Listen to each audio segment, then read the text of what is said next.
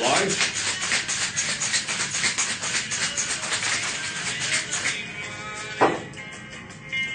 That's a little loud now.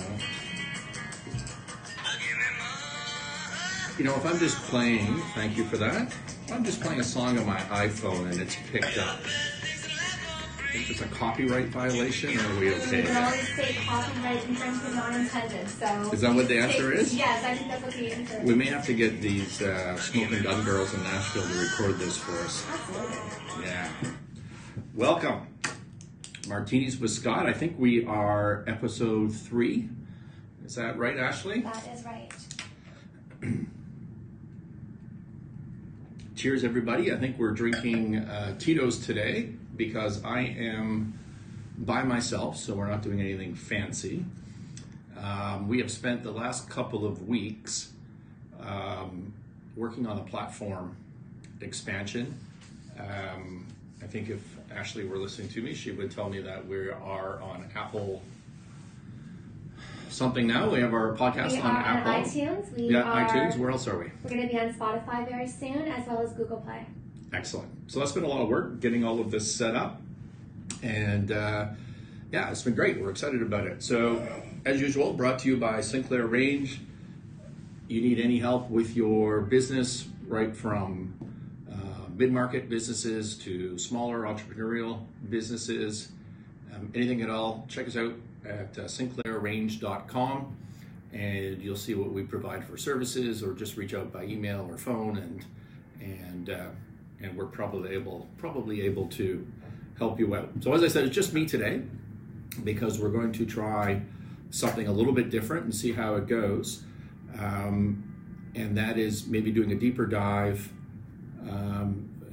and having me just express myself and think out loud about a topic that's near and dear to my heart, which is Keystone habits.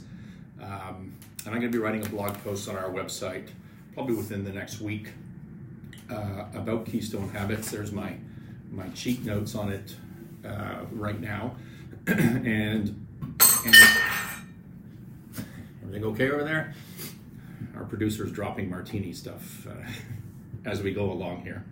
By the way, I should have mentioned before we get too far into this that we're sitting today in Toronto in the Bay Street office of Sinclair Range, and we are directly across from Scotiabank Arena on Bay Street, which just lets me, gives me an opportunity to say, go Leafs go.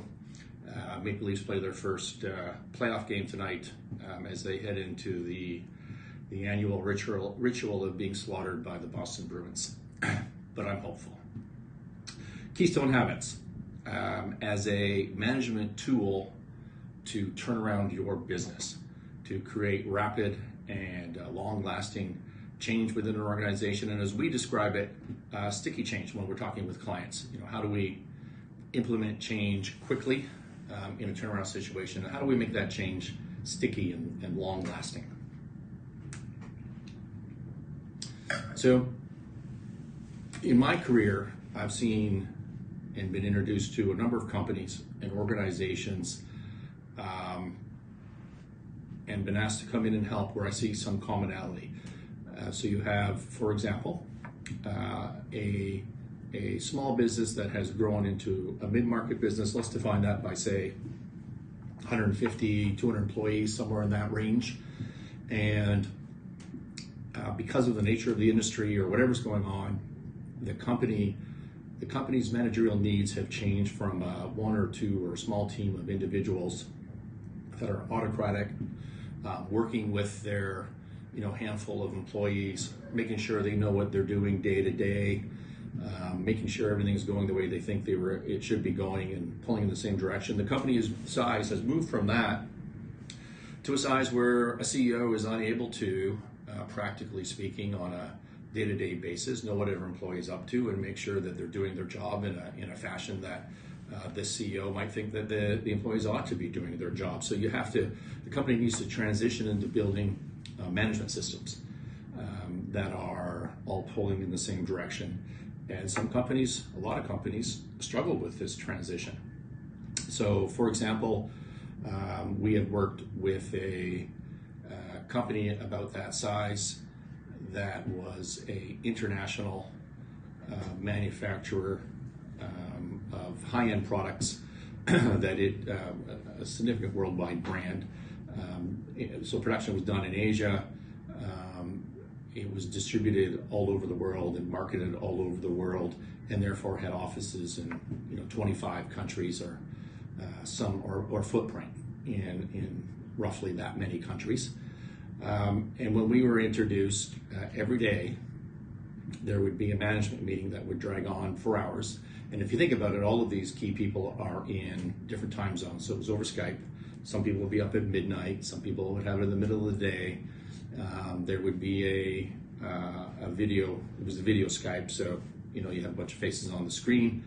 You had to invest in infrastructure to do that, and you would go through a log, one by one, of basically a to-do list of all the troubles at this company, and who's doing what and who's not doing what, and time frames.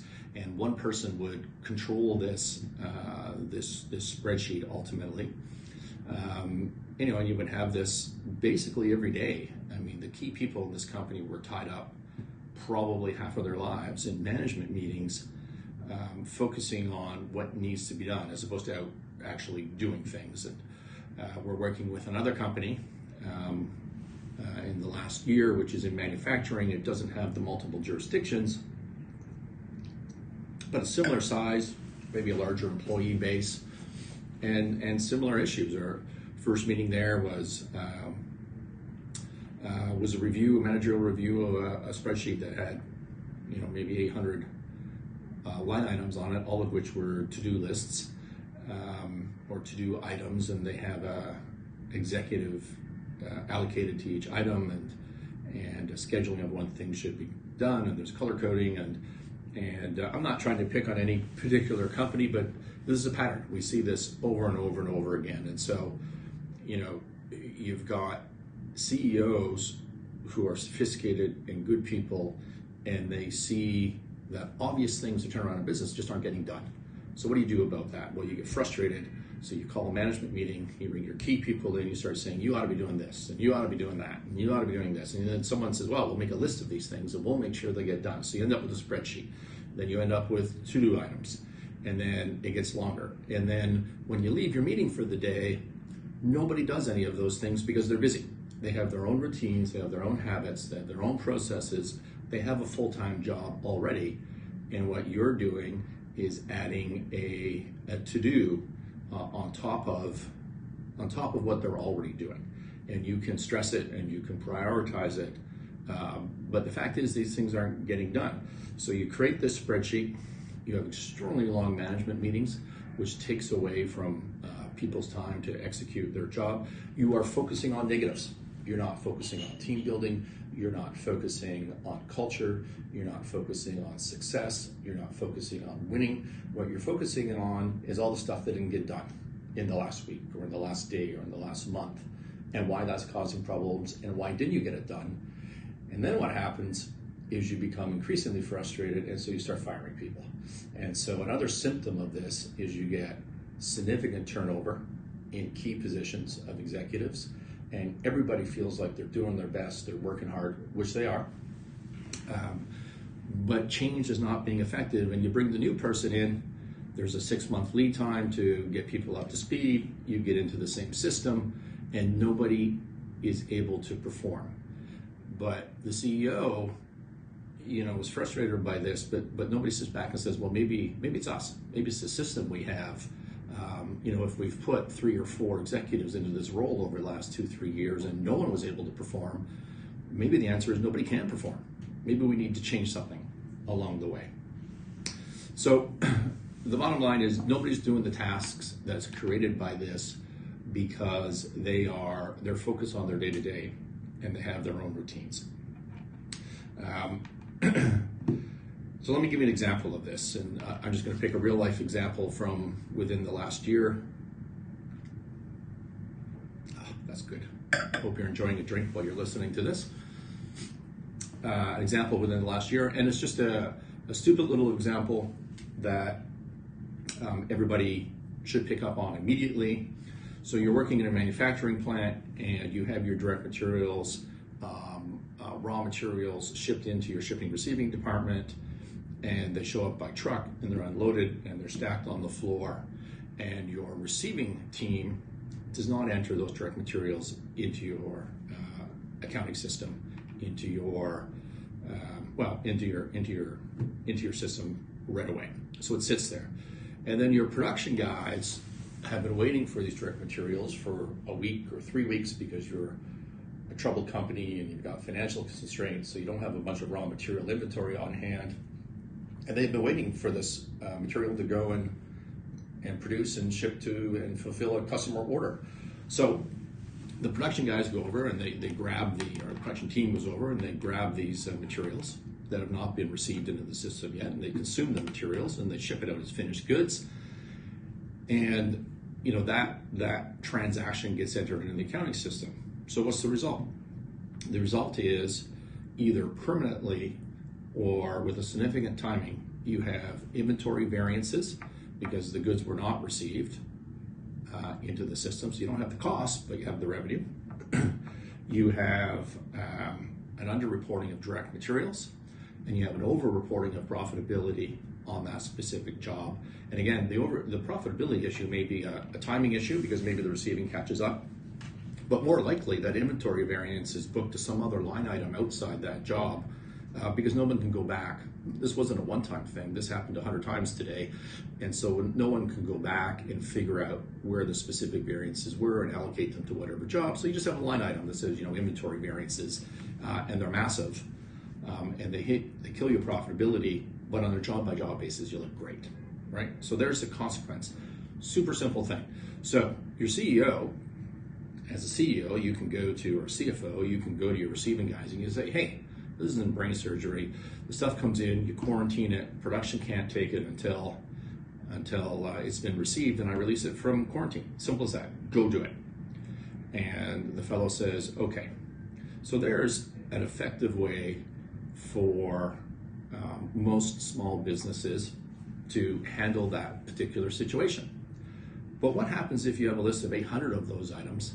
If the same materials handling and receiving people are involved in 40 out of those 800, and they're so busy during the day anyways, and you as a CEO, as a CFO, you can't walk around on 800 items and direct people to do what I just said. It's a really easy solution, but you don't have the managerial time or capacity to enforce that throughout the organization. So what do? You focus on changing the culture, in changing communication between everybody in this specific household, between receiving and production, and making sure they have clear goals, and you try to create an environment where they are empowered and they change their own habits. A habit here being, my receiving department is in the habit of not logging things right away or segregating received goods from not received goods. My production team is in the habit of just going and grabbing whatever they want without communication with the receivers. And so you create an environment so that the organization changes those habits on its own. And the result is you get rapid change, and it's sticky change. It's change that lasts a long time, even beyond your tenure as CEO. So let's talk about some more specifics on how we do that. And I'm going to introduce a book to you called The Power of Habit. If you're on the Periscope, hopefully you can see that book. And if you're listening on a podcast, it's The Power of Habit, Why We Do What We Do in Life and Business by Charles, and I don't know how to pronounce his last name, but I'm going to go, it's Duhigg, Duhigg. This is on my personal top 10 or top 5 or top 3 most important business books ever. I love it. It's a great Bible. It's great for organizational change, but also great for marketing. It's great for personal habits and just understanding what habits are. And the reason I'm introducing and suggesting you go buy this book is because I'm going to steal a story or two from the book, and so I think it's only fair to this author that be recognized, and me give a hard push to anybody who's interested in this topic to pick up that book themselves and read it. One of the stories from this book is in reference to Paul O'Neill, who later became Secretary O'Neill. I think he was Secretary of the Treasury under Bush, and his turnaround of Alcoa. And in 1987, a long time ago, Paul O'Neill was introduced as CEO of Alcoa, which was at the time a really massive industrial concern that was in dire financial and operational straits. He was introduced in 1997, and in 2000 he retired after creating $27 billion of market cap and record profitability at Alcoa. A couple of quotes from the book. He had focused on Keystone habits. In fact, one Keystone habit to make this change. And when he was introduced to, right off the bat, when he was introduced as CEO, he had an analyst meeting, a Wall Street meeting. He said, I wrote down a quote here, "I intend to make Alcoa the safest company in America. I intend to go for 0 injuries." That was his stated mandate, his stated goal as the new CEO of an industrial concern that was losing money, that everybody agreed was old and too big and needed an operational and financial turnaround. And they all thought he was crazy. They all thought he wasn't talking about the things that they wanted to hear. He didn't talk about right sizing. He didn't talk about cost reduction. He didn't talk about synergies. He didn't talk about selling the dogs and buying more of the stars. He didn't talk about qualities or efficiencies or any of the other buzz terms that CEOs might use back in 1987 or in fact today. He said, if we bring our injury rates down, it won't be because of cheerleading or some other nonsense that CEOs might say to you. He says, it's because the individuals at the company have agreed to become part of something, to focus on a common goal, to devote themselves to a habit of excellence. And that's really the key here. The picking of this one habit, which we'll get more into, is not necessarily about the habit itself, although that's a great thing to focus on, safety in this instance. It's about changing culture. It's about creating a habit of excellence throughout the organization. He was later interviewed, and in the book it says, you can't order people to change. That's not how the brain works. So we thought, if I start disrupting habits around one thing, maybe that will spread throughout the organization and change the organizational habits throughout.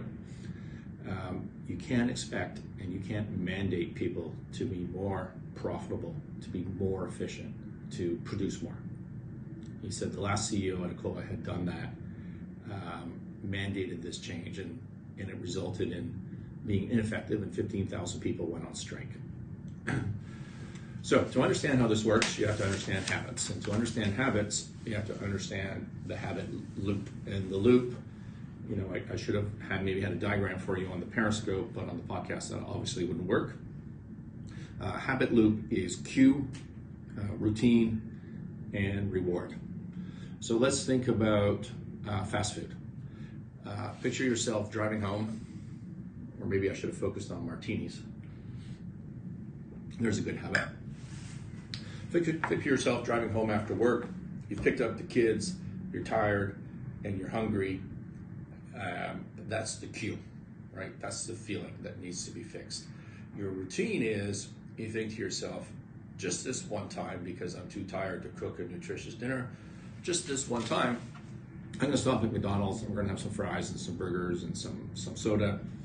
And so that's what you do. That's your routine. So you got the cue, you've got the routine, and what's the reward? Well, the reward is the food tasted pretty good. You had lots of salt, sugars, fats, made you feel a little better for a little while, and it was cheap. So that's a pretty good reward, right? So you've completed that cycle. You've got the cue, you've got the routine, and you've got the reward, all right? So now that worked once. Now next month, you're driving home and you have the same cue, and you think to yourself, I remember about a month ago I went to McDonald's and that worked out pretty well. So you do it again, and then you keep doing it, and eventually you create it. It turns into a habit. It becomes more frequent, and it's ingrained in your brain. And what happens is it creates a craving. So you pick up the kids and you think, wow, I'm really craving McDonald's. That's weird. I don't usually crave McDonald's, but now you actually have a craving. And so you follow the loop. You pick up the kids. You're tired. You're hungry. There's your cue. You go your routine. You go eat at McDonald's. You go home. Before you know it, it's a regular thing. So there's lots of proper studies that show that no one makes a conscious decision to live on fast food. Yet look at the industry, and it's all habit based. And over time, it's these loops that create these habits. And when a loop is created, the brain stops fully participating in that specific decision. And why does it do that? It's because if we had to think about every little piece of minutia in our day, our brains would be overwhelmed. So this is a perfectly natural thing for us to create these habits as a shortcut, so we don't have to think about every decision that we have throughout the day. That's what a habit is. Individuals have habits, organizations have routines, which are the exact same thing. So we talk about this with clients. We say, okay, picture yourself in your family, and you wake up in the morning, and you have a spouse, you've got 2 kids, so your family of 4. Both spouses have to get to work, the kids have to get to school, and so you wake up at a certain time, more or less the same time every day. Maybe somebody set an alarm, or you just wake up naturally. The 2 spouses probably have to have a shower, so there's a routine for that. The kids have to be dressed, they have to have breakfast, someone makes the coffee, and somehow it all works out that by 8:30 you're all out the door and the kids are dropped off at school, and then everybody goes to work for the day. There was a lot that happened in this family to make that happen, right? But no one sat down and wrote a manual. There was no discussion of processes. There was no discussion of procedures, and you make the coffee, and I'll do this, I'll make the kids cereal. Nobody thinks about that. Nobody discusses it, but it happens. And if one day the coffee isn't made, you sure notice it. But you didn't have it as an expectation, but you notice if it didn't happen. Those are routines. Those are habits. That's habits. That's an organization. In this case, a family unit that had a common goal of waking up and getting out the door, and created its own routines to get that done. Well, every business is the same. And here's the key thing that you need to remember is that organizations have routines 100% of the time.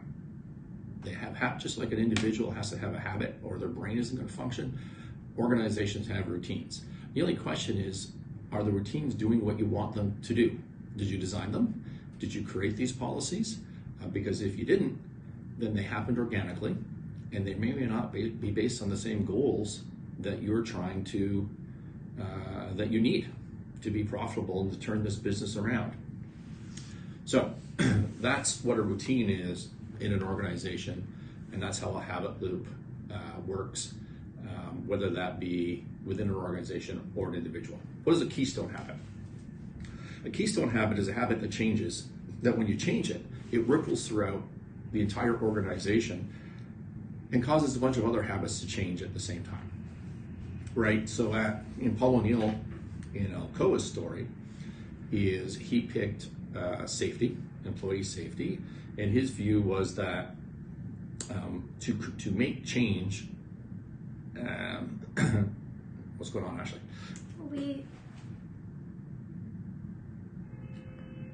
Sorry, what? You were whispering to me. Well, Bill was just coming through with that. You look good, she was saying. Someone said I look good? You do look good, yes. All right. Is it the hair or is it the suit? You know what? They didn't generalize. They just said you were looking good. Ask her for specifics. I need that sort of reinforcement right now. Olga, specifics, please. So in Paul O'Neill's case, he picked on employee safety. He picked it because it was non-contentious. No union can complain about employee safety. No employee can complain about employee safety as a goal. Management can't, executives can't. So this is something that's universal that everybody could focus on and agree that this was a worthwhile goal. And it was something that to accomplish required changing the entire culture of Alcoa. It required changing the way they process everything. And therefore spreads throughout the organization. That's a keystone habit. And making sure your habit is keystone that you're focusing on is an art. It's trial and error. It's hard to get it right, but if you get it right, man, is it powerful, and it happens really quick. So you have your Keystone habit. Let's go through this in the Alcoa example, actually. So what's the next thing you do? You identified a Q. So in the Alcoa example, the Q was employee injury. Now let's think about that. That is so simple, so black and white. That's the important part about this. It's everybody can understand it. You either had employee injury or you didn't. There's really no judgment call involved in that. The routine, within 24 hours. So you mandate the routine. So you have the Q, which, you know, when we're discussing with our clients, we call that a trigger. What was a triggering event? Okay, employee injury. What's the routine? So what happens when you have a trigger? This is the CEO saying this is what has to happen. And in the Alcoa case, what had to happen was that within 24 hours, the unit president had to report a plan to the CEO to make sure that the injury never happened again. A written plan, 24 hours to ensure that this never happened again. That was the routine, not optional. That's the most important thing that this division president had to go. And you know, and division had to do it. Division presidents are busy. They got other stuff going on in their lives. So to be able to do that, they had to go to their plant staff, they had to go to their line people, they had to go right down to the employees and create a system. They had to rewrite all habits to be able to deliver on that pretty clear and simple routine. And then the critical part to that is the reward. And the reward has to be, again, black and white and maybe even draconian. And in the Alcoa example, the reward was that the only people that get promoted are the ones that embrace the system, period. It drives your HR function. So doing that, there's employee injury is the trigger, is the cue. The routine is 24 hours. You provide the solution to make sure it never happens again. The reward is that you're not promoted if you're not doing this, or you are promoted if you are doing this. And as I said, that requires everybody in the organization to act differently, or those very simple things are not going to happen. So how can you implement that in your organization? Well, it's the exact same thing. Pick a habit, pick a Keystone habit. Maybe pick 2, maybe pick 3. Don't pick too many, keep it simple. We're working with a manufacturing processing company, and we picked as a Keystone habit, we picked no downtime. We will produce today what we were scheduled to produce today. Simple as that. It's black and white. There is no argument. There's no, well, I got 98%, I got 102%, you know, whatever the number is. The power went out, it's not my fault. None of that. It's just either we did it or we didn't. It's as I said, it's a binary choice. So that's the cue. That's the trigger. Did we do it or didn't we? What's the routine? The routine is the same as the Alcoa example, is that it is from our plant management. It's driven up to the CEO, and the CEO, and in this case, as an advisor to me, there's within a certain period of time, a very short period of time, there's a written solution proposed to make sure that this cause of this downtime never happens again. And then there's a reward. And the routine includes who's going to execute on that and when.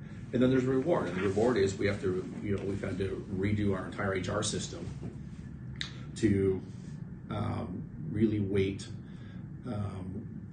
compensation and promotion and evaluation is the word I'm looking for, to those employees that embrace this. And it's hard. It's hard change for everybody. And it requires a lot of executive commitment, because when the solution is brought forward, you have to make sure that you follow through on it, and you have to prioritize, because you know, as a COO or CEO, you have your own list of things that you want to change, but you have to buy into and maintain this system. You have to not distract everybody throughout the organization with other stuff that you want changed, because remember, this is not about the result right away. This is not about changing how things are received. It's about changing the culture and the habits and how people work together. And you need to keep your eye on that prize. And if you do, the payoff is rapid, sticky change in a happy, empowering work environment. Here's the book again, read it. The Power of Habit, Why We Do What We Do in Life and Business, Charles somebody, Duhigg. If you're on the podcast, it's a yellow book with red highlights. Highly recommended. Charles, sorry for stealing your stories, but I think they're outstanding. That's it. Sign off.